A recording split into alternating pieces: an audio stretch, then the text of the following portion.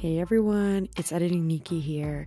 So, what you're about to tune into is such an amazing conversation. Oh my god, you guys. Like I could not cut anything out of this because I felt like I would do it injustice if I did. So, what you're about to hear is my conversation with Jenn Harper, who founded a super successful and clean cosmetics company.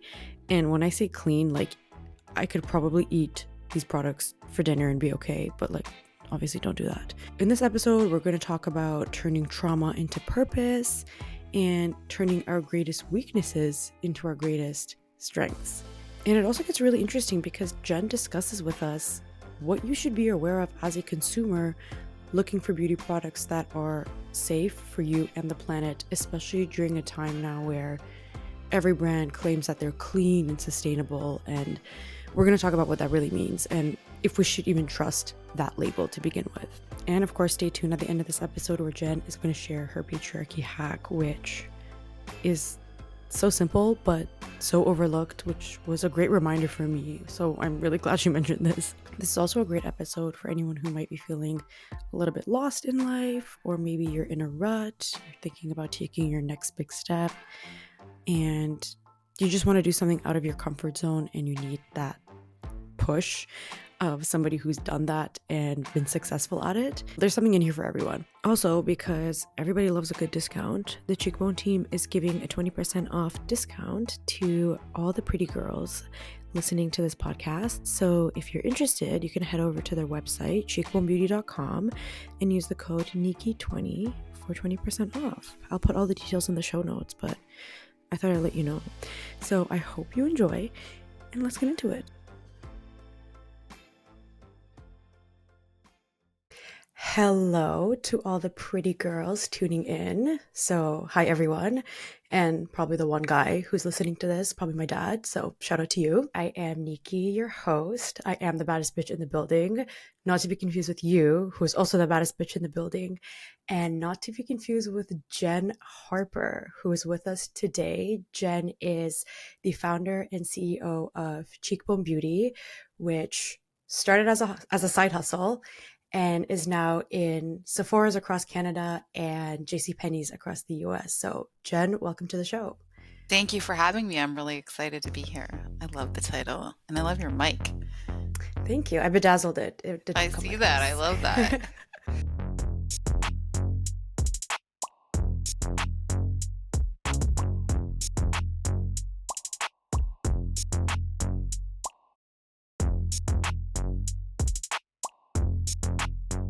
Let's just get it started with like a little bit of background about you and about Cheekbone.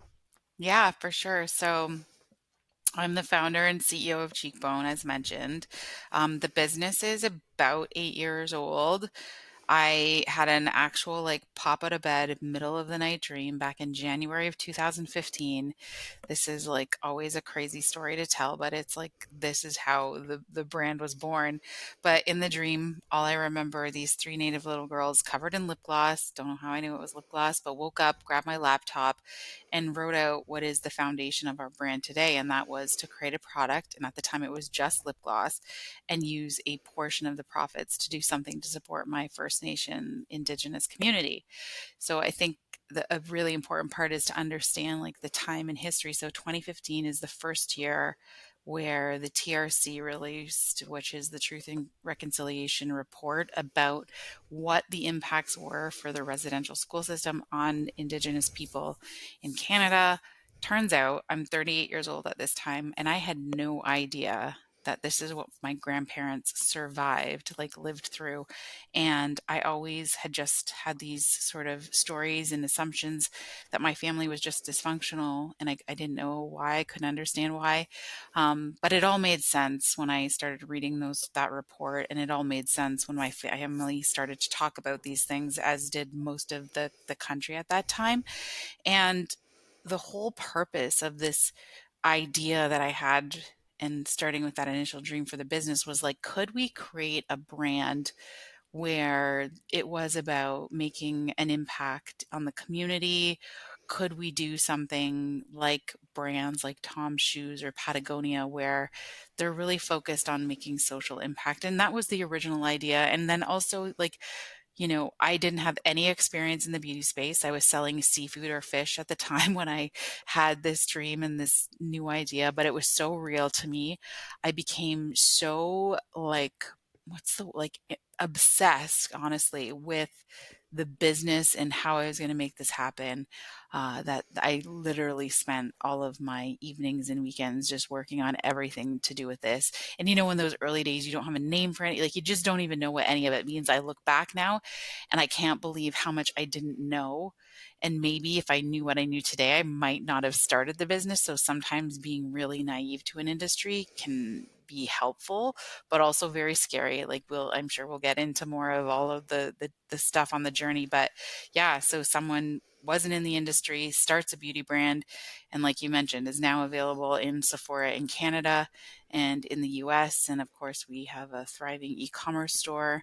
And we really were during the time where you could be born on social media. We were born on Instagram and have built quite an audience there and a really loyal group of followers. But the whole purpose was about this idea of representing a community that I felt my community's never been seen or represented, or at least I didn't feel that way growing up. And then this whole idea of like changing a story. And I really lived most of my life, sadly, in a lot of shame and with identity issues because I was um, not really proud of who my family was or where they came from. And when you hear the truth and you really understand, I think when I learned about my grandmother's experience in particular, what she lived through, survived, like her resilience, and the fact that she was beaten for speaking our language, Anishinaabe in this school. She went there when she was 6 years old. If anyone has kids, like you just like they're little tiny beings at 6, and she was forced to stay there till she was 16.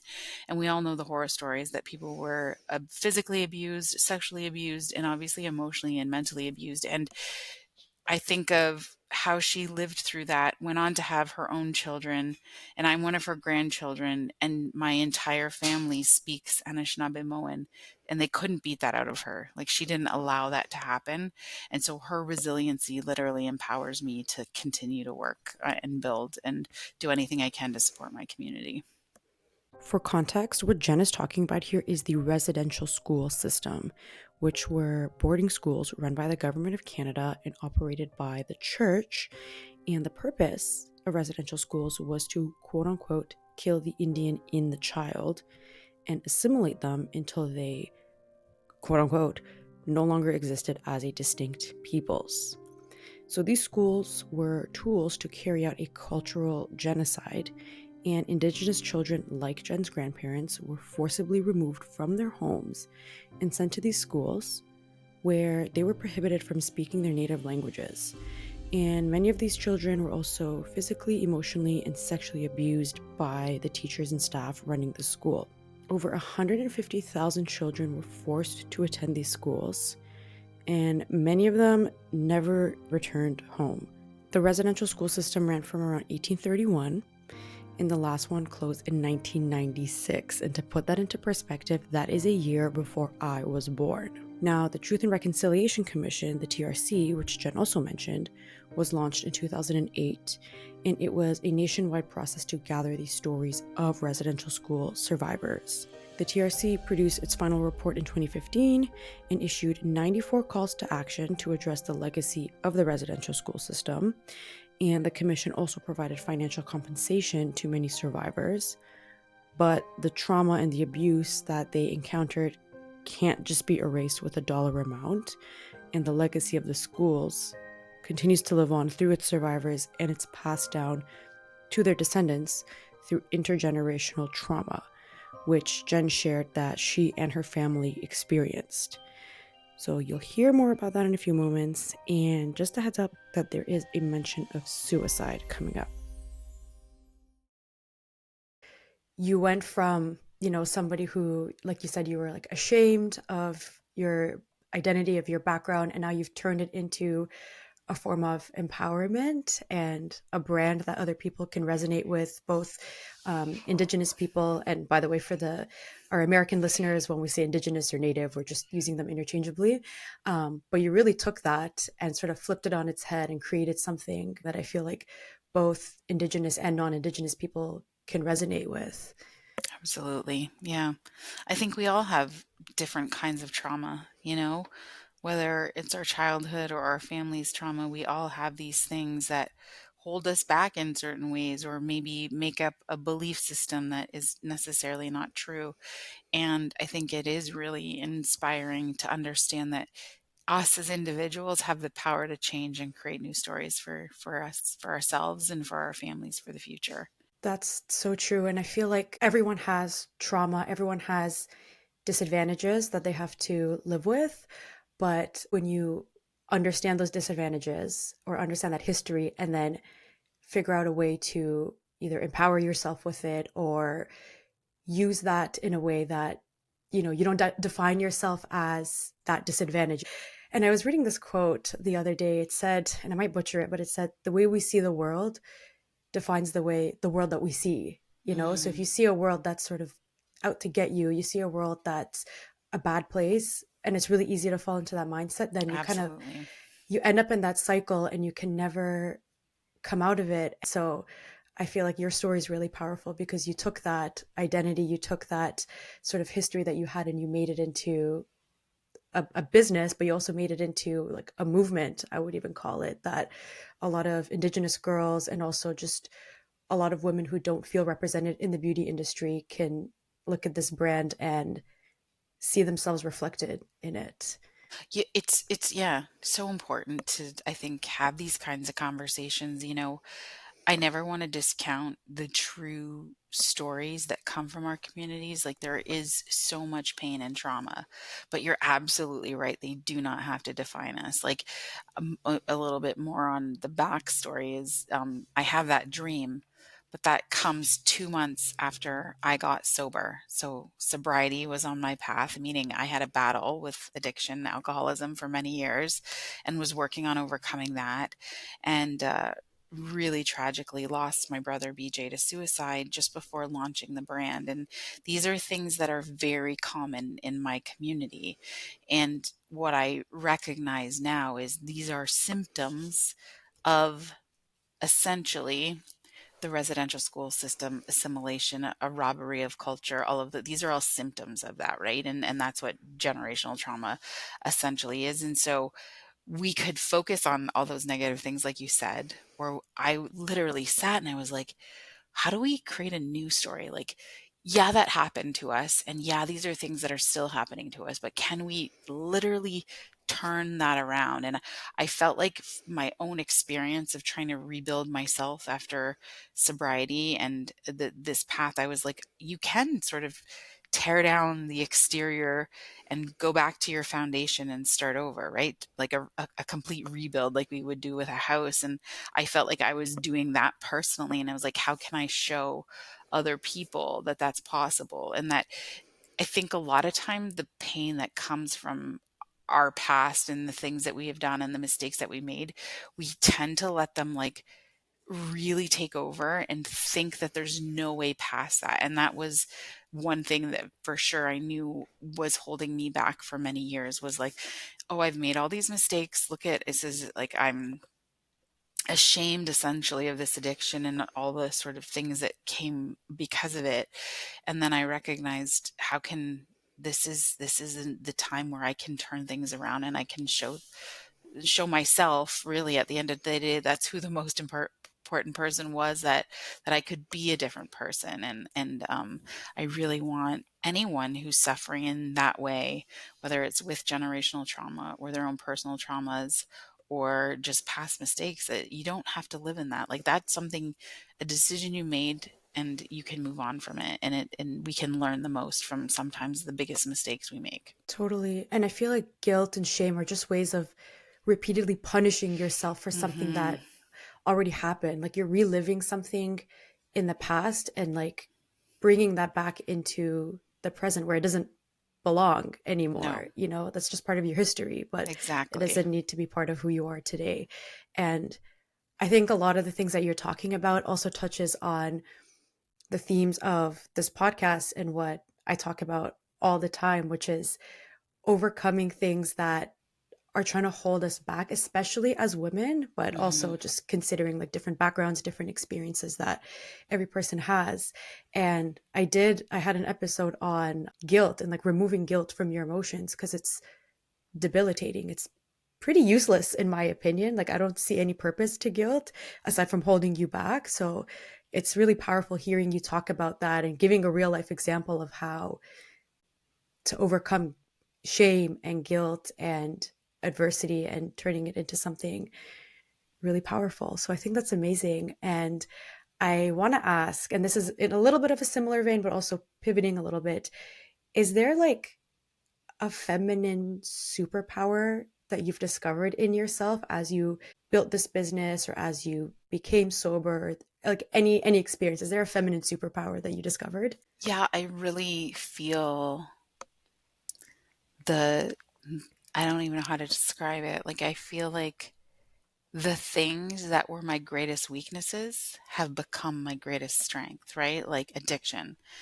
I've overcome that. And that, in a sense, was this mountain like obstacle, like felt absolutely impossible. But the fact that I get to live every day sober and thriving just proves that it's the impossible feels possible. And I really love that idea of like that, when I am weak, I am powerful, right? Like just recognizing that, like it doesn't, it's that, I think, this idea of like duality, like it doesn't have to be, we're never just going to be powerful. There's things that are going to make us feel that way. And for some of us, maybe it is our weaknesses that will make us feel that. And for some people, maybe it's like you're excellent at, and have this amazing skill. And of course, because you can tackle that skill, that's going to make you feel powerful. But it's always, there's like always something behind where that feeling of being powerful comes from. And I think that definitely makes me feel like I have this superpower. And then in the sense that I'm able to share it as well, because so many people do struggle and are struggling. And I'm always been open about addressing this and talking about it openly, because you never know who's listening. And if somebody's going through something, you certainly, it's okay to be a voice for someone that may think or feel absolutely hopeless in a moment when they're struggling with their weakness, and for them to hear someone else's story. And um, yeah, I never thought in a million years that I would share any of these things about myself. I'm like, let's just build the business and I will be behind the scenes. And then really were recognized early on how much people want to see another human being that struggles just like they do, right? And Mhm. so that's why I decided to become a lot more open. And me personally, when I was struggling, it was like I was seeking people that might have the same thing going on in their life and the same struggle, and you want to see someone else succeed and get through it. And so I think it's really important to share and be really open and honest about the journey. It's like not easy, entrepreneurship, life in general, and then if you have an addiction on the side, like those things, these are all real life challenges. But those are the things for sure that make me feel like I have a superpower, right? Jen, I'm getting goosebumps while you're talking about this. Like, this is so powerful. What do you think Jen from 10 years ago would say if she saw you right now and saw where you brought this company and your story? Yeah. Wow. That just got me like feeling that lump in my throat, Oh because my gosh. I don't even think she would have believed it was possible to tell, you know what I mean? I think there's a reason why things take time and there's a journey and there's steps, because usually I just would have not even believed it as possible as, because, I celebrated 10 years of sobriety this past November. And I can tell you that last couple of months before I never picked up a drink again were so hard and I felt so hopeless. So to tell that Jen that this was who I would be, it's wild. And I think a really important point that I want to share is like your friendships or your family. They are so critical. And even as a stranger, I recognize how powerful our words can be in supportive to other people. I have a really good friend who had seen me struggling. She knew what my battles were, but she never treated me like that's who I was. Even despite making enormous mistakes, bad judgment calls, that's what alcoholism and drugs do to people, right?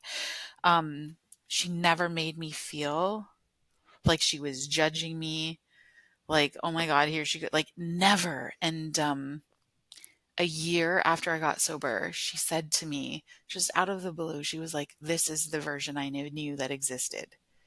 And so imagine this friend of mine, has the ability to make you feel like you're already that person.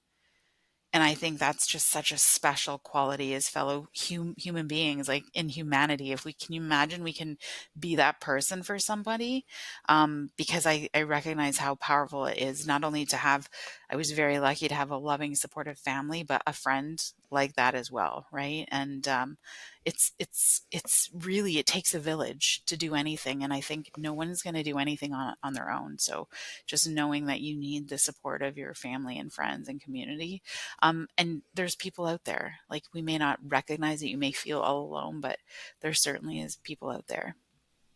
Yeah, Jen, thank you for making yourself so vulnerable and sharing such a personal and emotional aspect of your past. I know that it's not easy talking about this, so thank you for sharing that. And also, congratulations on your 10 years of sobriety. That's Thank you. huge. Um, this is, ugh, I feel like I'm gonna cry. And I'm wearing the cheekbone eyeliner in my waterline. So this is gonna be a test if I cry. Oh, but actually, you know what? Let's talk a little bit about the brand, if that's okay Okay. with you, Yeah, because yeah. I wanna get into that. I feel like I rarely come across a brand that I like 100% I can feel like I can stand behind it as a consumer, because you just never know what's going on behind the scenes, and like what I read a label, I'm like, I don't know what this means. So Yeah. I know that Cheekbone is, you take a lot of pride in the fact that it's a very sustainable brand. And when I say sustainable, I mean like environmentally sustainable, environmentally conscious. Can you tell us a little bit about what makes Cheekbone different and what that sustainability means for Cheekbone? Yeah. So, over the last 5 years, in particular is when we've been able to really dive in and like help define what all of these words mean for us as a business. And then that way our community and our customer would understand it. Because as consumers, I don't know about you, but I walk into Sephora, I walk into any beauty store, shop, wherever you are shopping, it's like people are all saying they're clean. Well, what does that even mean? Well, we've learned that clean, and I'm air quoting, is actually a marketing term. Some brilliant marketer came up with it and it worked and we all fell for it, right? So we all hear that. And so we've decided as a business that we will absolutely make sure that we're defining every statement that we're making about our products. And you can find all of this information on the website. But for instance, we have our own clean standards, and then on our site you'll see like these are the ingredients we don't use, but we don't vilify things, like we're explaining to people why we don't use them. And then we talk about sustainability. One, that there's like no silver bullet. This is a journey. It's not necessarily going to be a black and white conversation, which is so hard for us as humans because we want to know, is this good or is this bad? And unfortunately, all the scientists that I work with, which I always found to be very frustrating, it's always so analytical. You're like, well, if you did it this way, then this could make the product bad. If you did, and that's the truth about ingredients. So there's the term that a lot of, when you hear things, people talk about toxic beauty or toxic ingredients.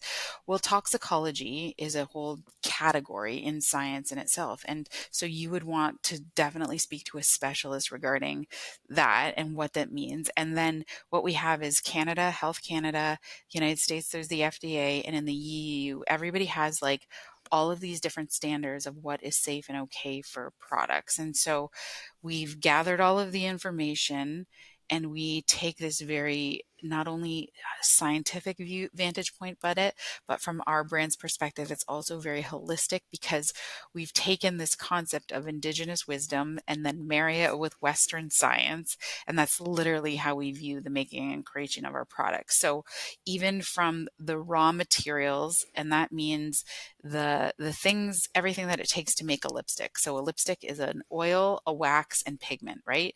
So we wanted to completely ensure that all of those ingredients are biodegradable when they reach an ecosystem. Meaning, if you have our lipstick on and you wash your face at the end of the day, none of the ingredients in that lipstick are going to live on and impact an ecosystem, especially aquatic life, in a negative way. And so we've done that with the raw materials in the formulations as well as looked at packaging. So it's a concept called life cycle thinking, life cycle analysis, from so the harvesting of raw materials to the end of the life of a product. We don't want things to end up in a landfill, so we work backwards. So there's multiple different packaging options at Cheekbone Beauty. We talk about on the site why we chose a specific packaging for a specific formulation. And we just really want to educate the consumer because we recognize that there is so much misinformation. And without, I know we had this conversation in our earlier call, but without greenwashing, right? Or fear mongering, it's like, how can we share this information and then let the customer make an educated guess? So when we think of ingredients in cosmetics, unfortunately, longwear, waterproof, those will have ingredients that don't necessarily meet the Cheekbone Beauty standard, but it doesn't mean those, and I'm also very open to say, it doesn't mean those ingredients are bad for you as a human. But in some cases, those ingredients that make something longwear are bad for an ecosystem should it reach back into that ecosystem. And so we're just really open and have these kinds of conversations with our audience and our community, and then let them decide what products they love and what works best for them. I feel like a lot of the time we don't think about the things that end up down the drain. We just wash off our makeup and it's done. It doesn't exist anymore. Yeah. So you thought about the whole life cycle of that product so we don't have to, right? Ex Really, at the end of the day, yeah, and it's even, say you're to go to swimming, we all wear makeup if we go in a lake, an ocean, a river, and I had no idea that there's ingredients that would live on forever. We know plastic does. Well, unfortunately, when there's some ingredients that are made, a new chemical is basically formed, or there's a chemical compound, a new one that's made, and they just don't biodegrade as easily as other ingredients. So our whole mission is to make sure that the naturalness of our formulations reaches 98%. We leave 2% space for pigments because pigments, unfortunately, don't generally come from a natural origin. Those are made in a lab, and natural origin pigments don't necessarily always meet our vegan standards as well, because we wanted the brand to be 100% vegan. Like red, sometimes in a natural product, can come from carmine, which is actually an insect. So it's just understanding that, like, okay, our brand, we want it to be vegan, then we want it to be sustainable, and we want the people to feel like the ingredients are going to be safe for them and clean. And so that's the sort of all of the things that encompass Cheekbone Beauty. I feel like I'm getting a mini chemistry lesson while I'm listening to And this too. This is I always fascinating. joke because I can't believe how much I know about all of these things when I never loved science when I was in school, but they certainly weren't teaching us how to make makeup. I might have found it more interesting back then. Yeah, you put it in terms that is interesting to you. I actually worked in the sustainability space, in the corporate sustainability space. So I didn't work with retailers or like products. I worked more Hmm. with services and the B2B side. But there's a lot of integrating sustainability to cross off a box, to check off a box. Like it's not genuine a lot of the time. And then with terms like you're saying, clean, whatever that means, Hmm. it's there's a lot of greenwashing that happens in I feel like any industry now. Like I bought a pack of cotton pads and the font was green and there was a picture of a leaf. So you like it I feel like it subliminally tells you that it's Mm. a sustainable product, but it's literally a disposable pack of like 100 cotton pads. So Yeah. You're I like, feel how like is this green? I know, but it tricks you, right? And Yeah. like you might not even know it, but you'll take it off the shelf and pick that over something else that doesn't have green packaging. But Cheekbone has integrated that sustainability like as part of the way you make your products and your packaging, right? So I think that's, to me, that's a big differentiator. And that's why I use, for example, the eyeliner in my waterline. I'm like, this is going to touch my eyeball. So I'm not Yes. going to trust anything to put in my eye, you Yeah. know? You can really trust our products. In terms of like skin safety and sensitivities, like we have gone the most natural route possible. Yeah, I have serious eye issues with sensitive eyes. And so I knew when I was developing the eye category in particular, it was like so important that everything was safe and people could feel good about wearing them for sure. And it's Yeah. true, like we don't, yeah, it's so challenging. I have to tell you, and I never want to come across like we're not perfect. There's a lot of things we're thinking about changing or doing differently, or sustainability also includes like the kind of business you're building and your employee engagement and all of those kinds of things from a maybe a corporate business kind of structure as well. So we became a B Corp certified company back in 2021 to help us map out how we continue to grow as a sustainable business, not only through the product lens, but also the kind of company we're building where it's everyone makes a living wage at Cheekbone Beauty, even the people that are boxing our stuff or working in our warehouse, all of that kind of stuff. Like we really thought that was so important. And at the same time, learning, that somewhere in the world right now, someone is innovating and developing an incredible new form of packaging that could be the answer for all of us. But then I always go back to this in my head, like we have to be so careful as humans because we always think we solve for some environmental issue, but then we create another one on top of that, right? Like we all think electric cars are the answer right now. Meanwhile, I did a whole bunch of research on this. This is way too much information, but think of all the lithium for the batteries that have to be mined, and now we're impacting the earth in a different way in order to make more batteries for cars, right? Like so we're ruining something because we think we're fixing for something else over here. And that happens a lot in, I went down this path of we look so deeply at our sustainability efforts that we look at energy resources and carbon emissions and all of those things, and could we be doing better in this way, like even from the point of like if we're using any AI tools at Cheekbone Beauty, you have to understand the environmental impact of AI because it is there, people aren't aware, but it requires an enormous amount of water for cooling these systems that we've all now need to use in terms of working within our organizations. And so it's looking at all of the levels and just doing the best we can with whatever information we have at this moment. And that's sort of the path we've chosen, that like there is no perfect path, but there's certainly better ways and different ways that things can be done for sure.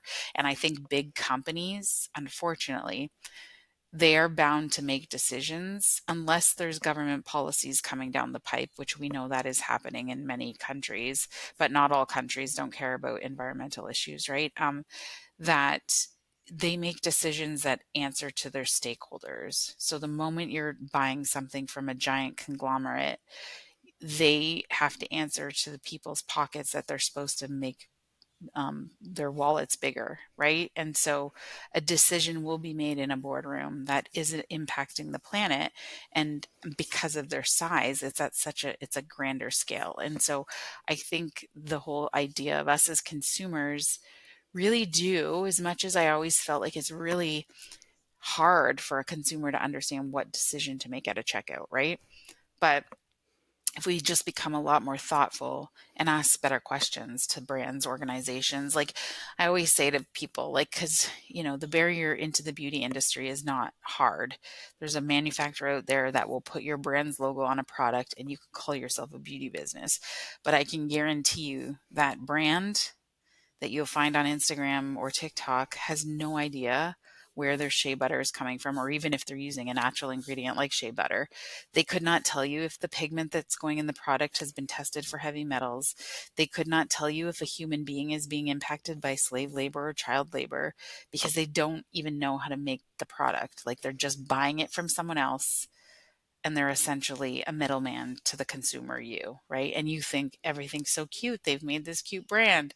Well, that's the world of like private label has just made us all have businesses now and make it look really simple, but I think it's missing those pieces. And that's when I got into the industry and recognized, oh my goodness, there's so much room for improvement, in particular in beauty, because of the single plastic use and all of the waste, that there was ways to do things differently. But yeah, I think if we just ask better questions, you'll know right away. Like if a brand doesn't answer a question, you can be, and if they do and it's very short, I know our answers when people ask us stuff are legitimately like, here's this reason why, perhaps because it like, and because we've done the back end work, we know the answers. You're probably going to get like at least a paragraph or 3 paragraphs of information when you ask something from us.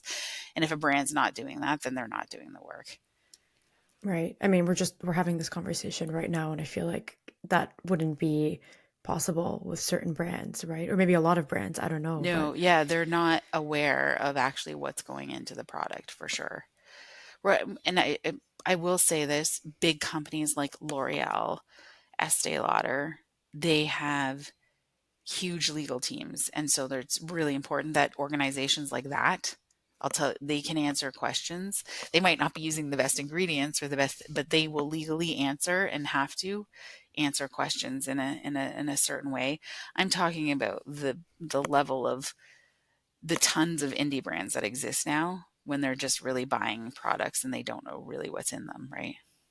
you mentioned this on, I think, another podcast that I was listening to, and you said that you want people to think of Indigenous beauty as synonymous with like sustainability in the same way that people think of Korean beauty and think of glass skin or skincare. Hmm. And I think you're a very pivotal player in, creating that narrative and making that connection between the two. But I feel like just hearing you talk about Thank this is you. also, yeah, of course. And it's just, I want to be able to use a product from a brand and know that they did the They've done the work and I work. can, Yeah. exactly, like I you can think just we rely all on want them. that, and we just didn't know. Like here's the truth is we all just didn't know that brands weren't doing that work. And that's the truth. They're not, right? And so knowing when you find a brand that does is super helpful. Like we're I don't know if I share this. We're writing a book right now, so it's going to be called Indigenous Beauty. So it's super clear, like the definition of understanding what that means, much like when you learn about like Ayurvedic beauty,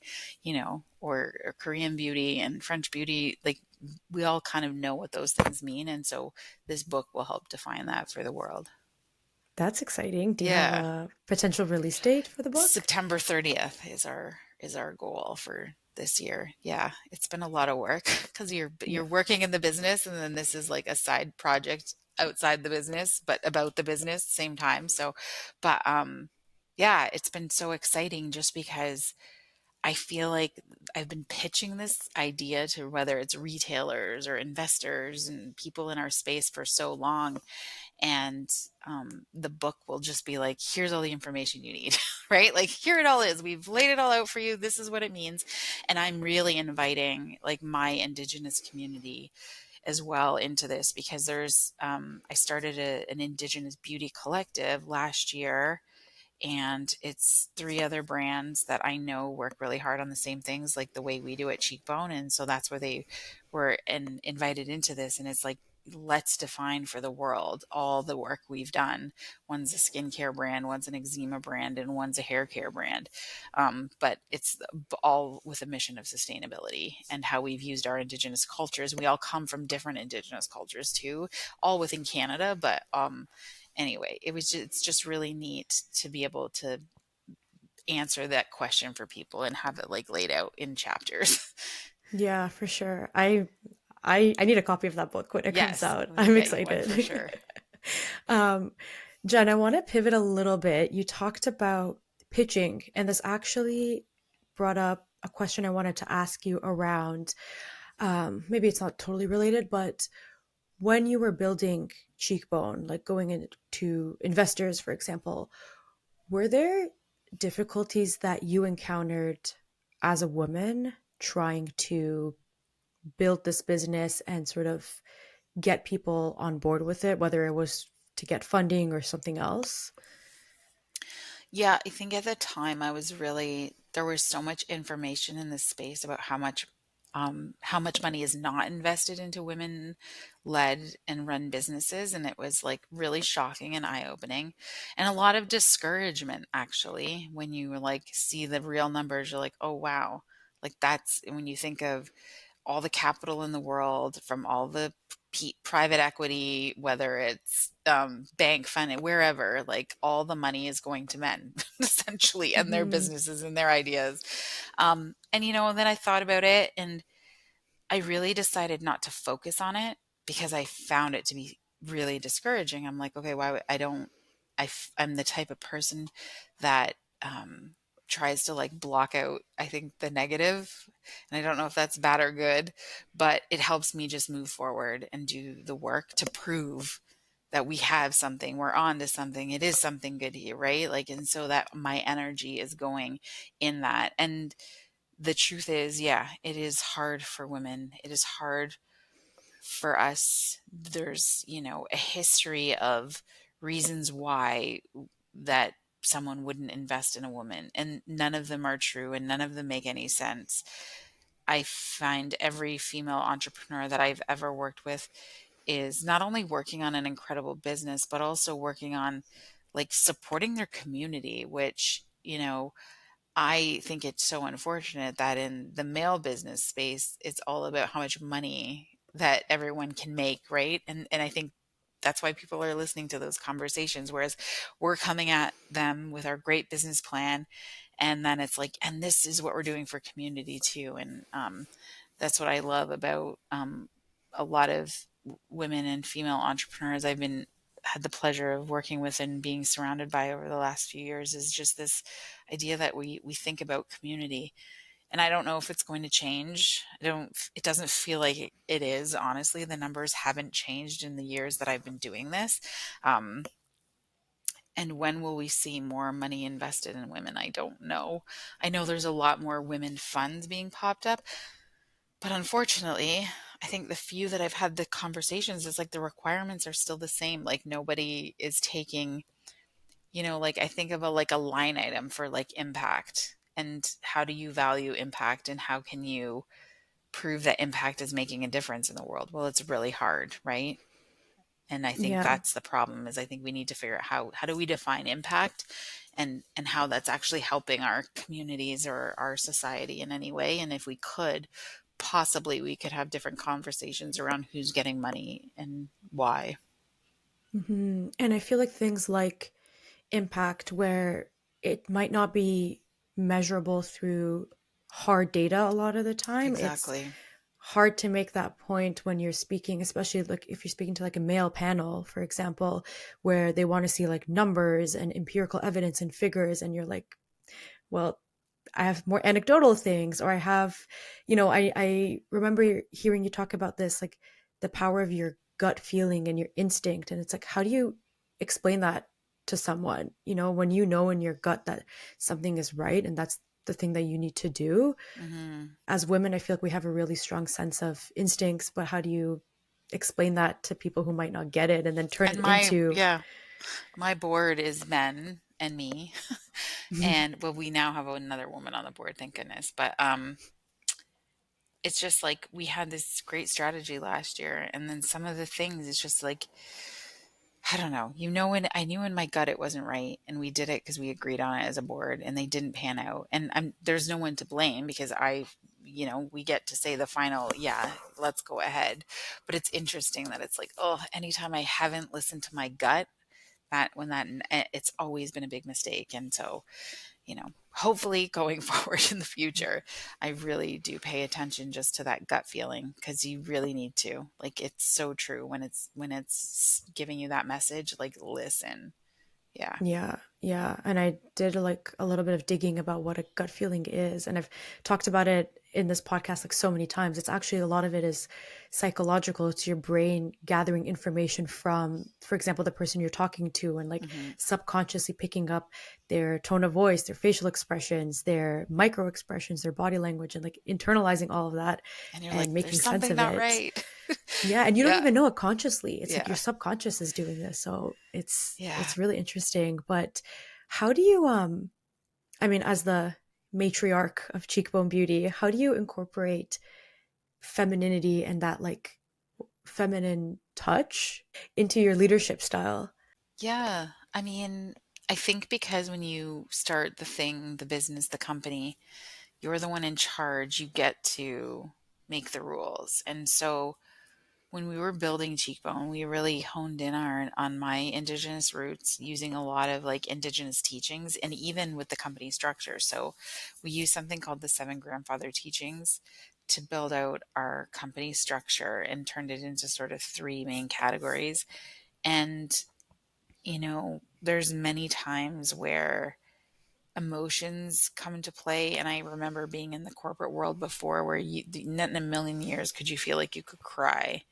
And a cheekbone, like there's always crying. Everyone's allowed to cry, like because, and I think as the leader, I've set the tone for that, right? Like if Mhm. you feel like crying, then cry and just like let it all out, share. Like, you don't have to pretend like your life at home is perfect because we all have stuff that happen. And I think it's really about the tone that the leadership does set. And so fortunately, because I've been the a woman and the one behind it, that we've been allowed to express our feelings and be a lot more open and honest in that way. And one of the those teachings too is really about this love, but like a love that's based on principles, if you will. Like I've constantly echoed to our team, it's like we have to work together, right? And we're small. So like the concept of love and respect is so needed. Like we're not always going to get along perfectly. We're going to get on each other's nerves. But sometimes we do things for people just based on because we love them as a fellow colleague. It's not like this romantic thing, but it's just like I'm doing this because, right? It's maybe not the most comfortable situation for me, but I'll do like, and it's sort of about this whole idea of like back and forth and like the balancing out of all those things. Like sometimes we do something extra, maybe we're going to take a break, this like kind of thing. And so I think when you're the one building the company and leading, you really get to set the tone. And because I'm a woman, it certainly is a very feminine feeling at Cheekbone Beauty for sure. The amount of times I've cried in like a meeting room by myself at work to Yeah, hide. alone. Oh my gosh, alone, yeah. And it's Yeah, like I feel so sad when I do that. I'm like, this yeah. is so sad. That's amazing. I feel like, just creating this positive place where And I'm people really can work. open, yeah, with Yeah. everyone. It took me a few years because I did come from the corporate space as well. And so you really have to readjust your thinking, right? Like if that's how you were trained in the work world. And I remember the last few years in particular, like I'm just being really honest with them. I'm like, okay, like this week, these are the numbers. Like, and I never used to share all the details about company numbers. We do now. So it's so open to everyone that works there. And last year I went to New York. We were up for an award in the beauty industry, and it's a big award. And you're in this this like a ballroom essentially with like 800 people in the beauty industry. And I went alone and I was saying to the team, I've never felt so alone, like without any of them there. Like no one cares about our little Canadian brand, Cheekbone Beauty, at this event in New York City. And it's kind of that odd feeling of like not feeling like you belong somewhere, but knowing. And I was like, came back and I felt really emotional about it. And, I get to share that with them. And we're like, but we do belong. And it's about us as a business really pushing forward into these spaces and making sure, because if I feel like I don't belong, and never in a million years would I want another brand to walk into that room. So how do we continue to fight to feel like we belong so that all people can feel like they belong there, right? Like how Mhm. do I become the founder that never, like I said, ensures someone doesn't come into that room and feels like they don't belong, right? You want to be the brand founder that invites people into the space, welcome, open arms. Unfortunately, American business world, especially New York City, is not like us as Canadians, where we're like, hi, how are you? Even if it's like a competitor, they really behave differently. And as a businesswoman, I've learned that and recognized that. And even in if I'm at a business thing in LA versus New York, it's very different, like the vibes. So it's just about me and then adjusting who I am to meet those spaces too. But it's tough. And I'm just really open with the team about those things. Yeah, and I feel like this kind of goes back to what we were talking about earlier about taking disadvantages and things that might not be favorable to us and figuring out a way to flip it on its head and Yeah. create empowerment out of that. You can like I don't think who's it Huda or Mona Katan were there, and even just from ever watching them online, I don't ever imagine them making another woman feel that way. Do you know what I Mhm. mean? You can just get that sense. I've never met them personally, right? But you get that sense online from them, whereas some founders, that's you they're not there to be open arms and all lovey-dovey, right? Whereas I'm like, okay, I belong in the group that is there for the other women founders and help them. Yeah. I feel like I've encountered this too, since I started my podcast, for example, like lots of supportive women, but then also jealousy and envy and just like negative, sort Yeah. of And nasty it's real. things that have Yeah. come in. Yeah. And Yeah. it just, I feel like it's kind of sad too seeing that, because I feel like a lot of it is women programmed to feel like they're in competition with other women. And I feel like Totally. that's And just, it's the system like that you talk about yes. here. It's like once we get that, it's then us about it. And the hard truth is like we have to fight against that system, and that's a dismantling of it, right? But it's real and it exists, and it's like we were designed to do that, but we can fight it. Speaking of the system, I'm so glad you brought this up because I've been like itching to ask you this. My whole theme is about dismantling the patriarchy, but from the inside. So, figuring out ways or loopholes to enter the system, use it to your advantage, and dismantle it from the inside. And I do this through what I call my girly laws of power, which is like a feminine twist on the Mhm. 48 laws of power. And I want to know if you have a girly law of power or some kind of patriarchy hack that you can share with the ladies who are listening. Yeah, I think kindness and like that just goes a long way. Like we just said, like when you say attack it from the inside, I'm like, and yes, let's go after their heart. Because I believe the moment we can touch someone's heart in a whether finding out what really matters to them, and all these things do take a lot of effort, but simple acts of kindness like just never go unnoticed. And don't get me wrong, I've been um my daughter calls airport Jen like bitchy Jen because I get super bitchy when we travel because it's so annoying and right, like every so she, and I'm like one time she's like, people are gonna see the real you one day at the airport, mom. And I'm like, okay, and I'll like, but I'm like, I'm always honest about like that's what happens to me at the airport. But but in general, like just in life, like just being kind to someone, and I think we there's so much power in that, and I feel like that is super feminine, right? It's not like I don't hear a lot of dudes ever being like, I went after them and wanted to touch their heart, you know what I mean? And like, so that's how I personally try to do this. I'm like, I even the women sometimes that you're like, they don't like me, and I'm like, what can I make them do to like me? And I've been doing this since I was a young person. I remember being a server at a restaurant when I was like 18 or 19. And this couple, everyone hated serving them. And I would like do everything in my power to be like, how can I make them like me? And not in like a weird, like obsessed way, like, we don't want to waste our time. But I was just like, yeah, there's a reason they're both busy professionals and they're grouchy, probably because their teenage kids are being like, it's always just about like, really, people are going through stuff. But I think kindness goes so much further than we know. And that idea of like figuring out what really matters to this person you're engaging with.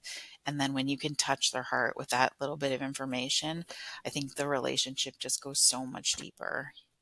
And being really authentic about it too, right? Like you can't be fake. It has to be like, and it has to be real. And it's not always easy, especially like I said, when you know someone doesn't really like you and you're like trying to figure out, or you like, you've just said, and you brought up jealousy. So there's been situations where I'm building Cheekbone in the early years and someone pretends to like you. And then you realize really quickly, you're like, oh, that you heard, just and then too, it's like not believing everything I hear. If it's not coming from them, then I don't know if that's what they really said or thought, right? Like, and just really waging it and still being kind no matter what to the person that you might be struggling with. It really does go a long way. That's interesting because I feel like a lot of the time when we're angry, like we don't want to be kind, Yeah, it's really but hard sometimes. And you need to have a certain level of empathy to be able to make it genuine and like step into that person's world and Hmm. really empathize with them so you can actually be nice to them Yeah. from a genuine part of your heart. Yeah. But what about with people who, and I'm trying to think of like an extreme example, but like men who might actually be misogynists. Like, what do you do in Mm. that case? Or do you just not bother at that point? I think this is a really good conversation because I think there's times when we're just like, that's, it's like, it's not for me. Just like knowing that. Here's the issue. What if that gentleman is a buyer at a company that we're trying to sell our products to?